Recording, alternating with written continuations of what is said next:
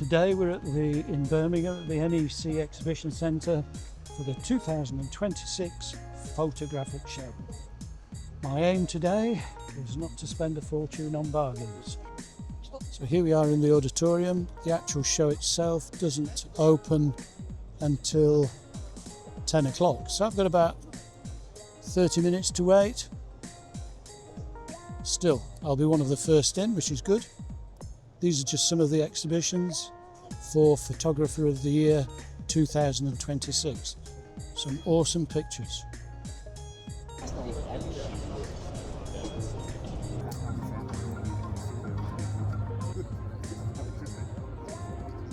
So as ever, it's where to start. How to start, make sure you see it all. The show seems bigger this year than I remember it.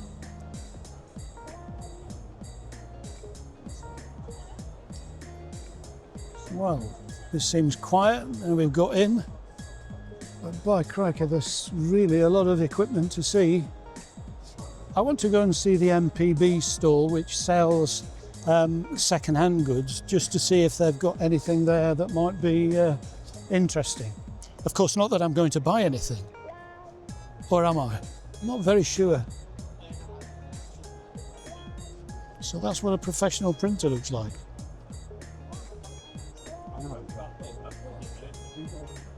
And here's me thinking this was a photographic show.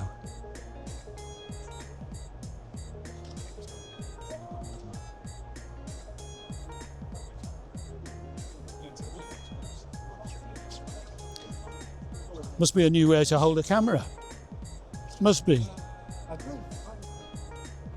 And now on for Jeremy. The Canon show.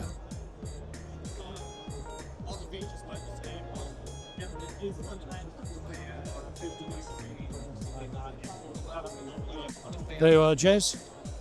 Now there's some beasts of a camera. The EOS R8. Nice little member of the Canon family, terrific. This is the Field World stand with the monitors for on top of cameras. I've actually got the Field World one that you see right in front of you there. Brilliant piece of kit. I think this is one of the talks I'm going to listen to.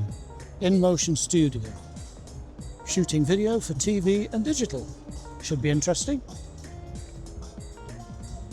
Thanks. This is one of the first talks you've all been at, so hopefully it's interesting. This is me, I'm Libby, and I sort of juggle many different jobs, but they're all to do with video. This is the in motion stage, so I'm going to really focus on video, but I also do a lot of photography as well now. So I'm going to rattle off a little bit about what I do in my job. Because it's the motion stage, show you all a bunch of clips, and yeah, then I'll take any questions if anybody that's just interested in shooting for TV and video, maybe does do it as a job and wants to chat about anything to do with gear or anything, but yeah, that's the plan. So hopefully there's some use or it's entertaining at least.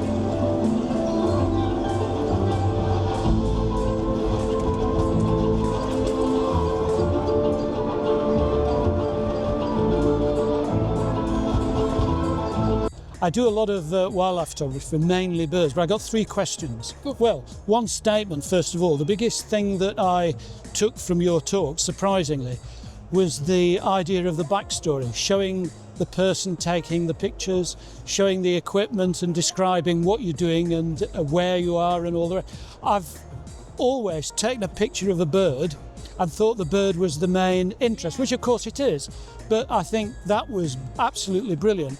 And then the two questions I have.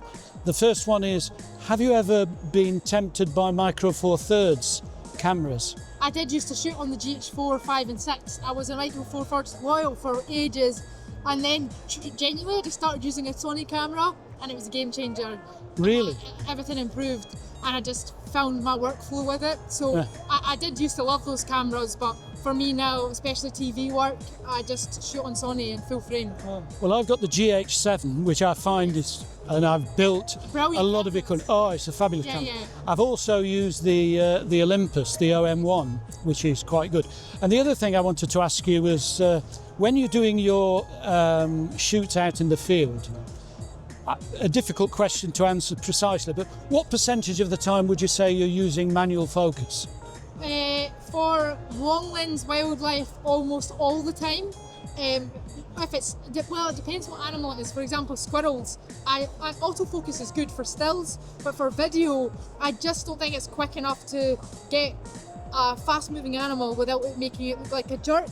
So if it's something really fast, I'll just do it manually. But because I always shot on Micro Four Thirds and I used a Metabones lens adapter, my entire career was manual. I had zero autofocus capabilities up until about a year ago. So I very much, like, I explain to people, like, I learned to drive in a manual car, and of course I can use an automatic car now, like an automatic camera, but I learned in a manual, so I can do both. Yeah, I must admit, I find now that manual focusing, because I use long lenses, basically from a hide, a portable hide, which is brilliant. And I really enjoy it, but I really enjoyed your talk. Thanks very much, Libby.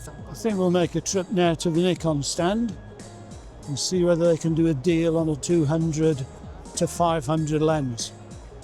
Not that I'm going to be buying it, but, well, I might. I'll have to see what the price is.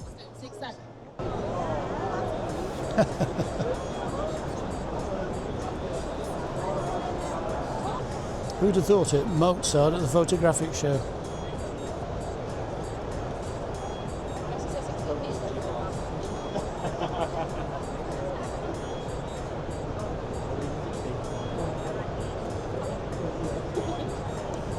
And the benefit of doing it this way, which you'll see very shortly, copy-paste over. Kind of effects, there's some cool effects in here that you can apply to a layer if you want to be creative. We have a dither effect. Okay, I succumbed and bought a thermal imager. Oh dear, oh dear, oh dear. Couldn't help myself.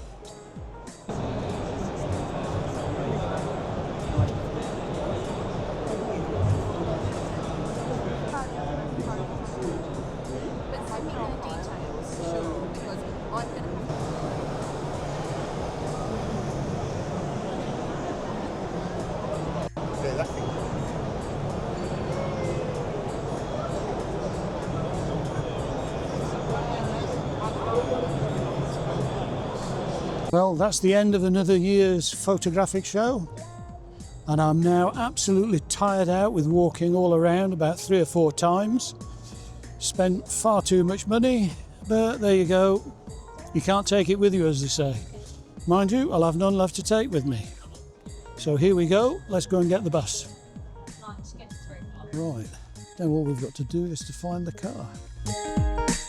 Always a challenge. But I'm in E1 Zone B, and I can see the signpost for it, so let's hope we can get there without any hitch. Who knows? Well, lo and behold, I think I've found it. It's amazing how you can never remember where you put it. And I took a picture as well, which is probably the reason that I did find it. Well, here we are. Hello car, you're looking in good nick, and I actually locked you before I left. Well done. Now for the way home.